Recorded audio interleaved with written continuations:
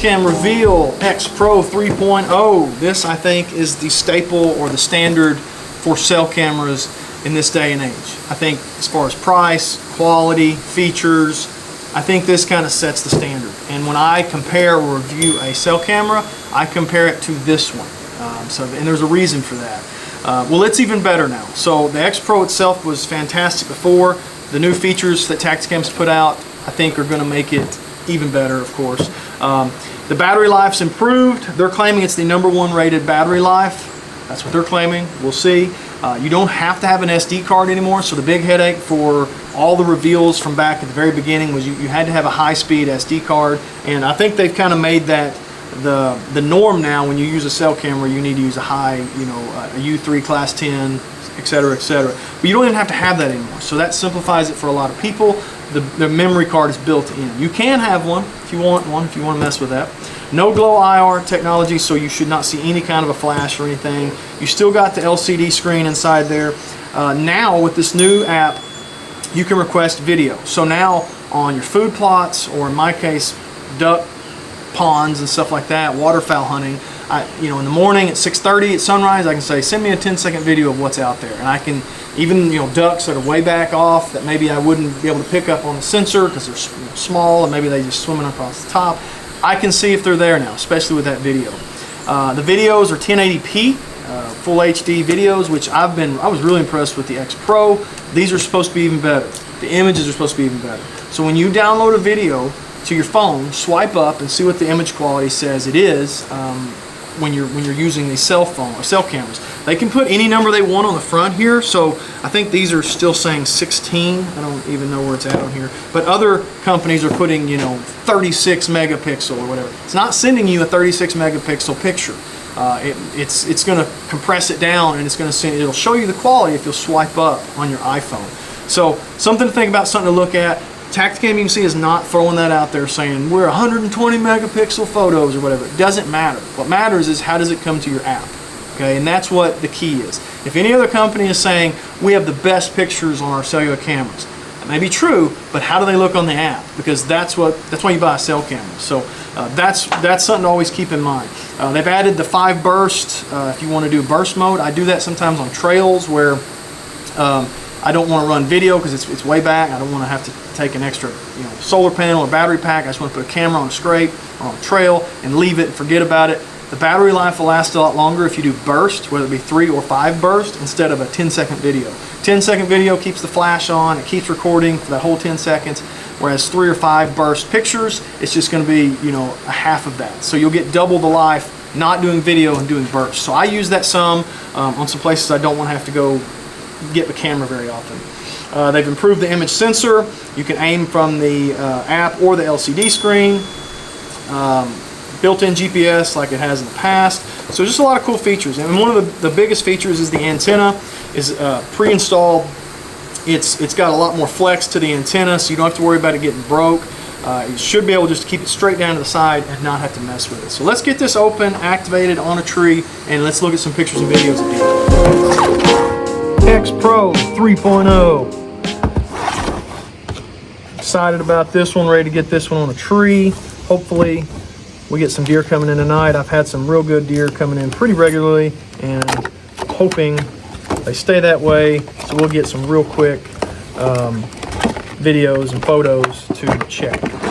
So it seems like there's not a lot to this because it's all kind of incorporated now. You don't have to get the SD card and the SIM card and all that. It's all just already installed, which really simplifies the packaging. There's not much to get out of the box. It's all installed already, which is pretty cool. So we've got our camera strap here. It does have the grooves on the back already. So if you're wanting to run one of these mounts that lets you angle and tilt, it still has that ability, which I really like these. So I'm excited about that. I'm happy about that. You can see the antenna. You've got a lot more movement and flexibility in the antenna. It has this little rubber mount here that lets you just, so for example, I hunt in bear country. So I know when I hang a camera there, I'm gonna have this thing strapped to the side like this. So if a bear comes up messing with it, he's not slapping the antenna off the top. So that is really cool. I like that a lot. Similar to the original X Pro, you've got your screen here. Supposedly the image quality is even better on this little screen this year. I love this screen for aiming. I do think it is great for that. I like to set my cameras and just kind of forget about them though.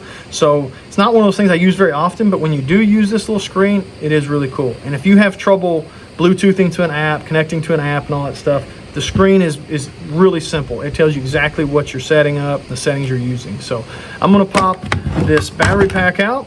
I'm gonna put 12 brand new Duracells in them, activate this camera, and then we're gonna get it on a tree.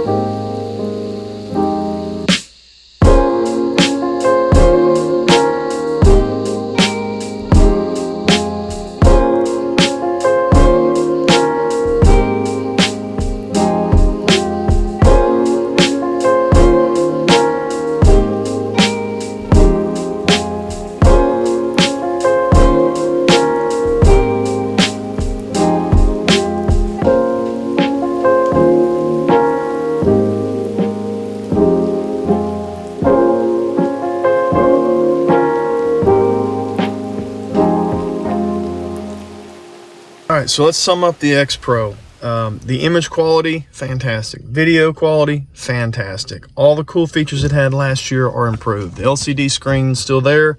It's actually improved as well. Battery life's improved. Signal appears to be improved a little bit. I can't really base that on anything other than just it's in an area that doesn't get good signal that says, you know, strong signal, and the older models said moderate. Could just be a fluke, but nonetheless. Of course, like I said, all the images and videos look great. If you look at the actual technical aspects of the photos and videos, it's really high quality and good footage and images. I like the ability of being able to request a 10-second HD video. So if I've got this on a food plot, or if I've got it on my duck spots, where maybe way off in the distance, there's deer moving that I can't see, every morning at right after daylight, I can say, send me a 10-second video and see what's out there. So I think that's a really cool feature. And that's what I think a lot of people will use it for on food plots. If you have a food plot, it's a good place to have, it's a good camera to have on it, because you can request that video without it being triggered. Not having to have an SD card is really a great feature. That's going to save you 15-20 bucks, not having to buy the SD card and then hope the SD card's the right card and all that stuff. So simplified that process a lot for people. It's just a good all-around camera. The antenna, now you can just put it down to the side. You ain't got to worry about it, over tightening it or anything like that.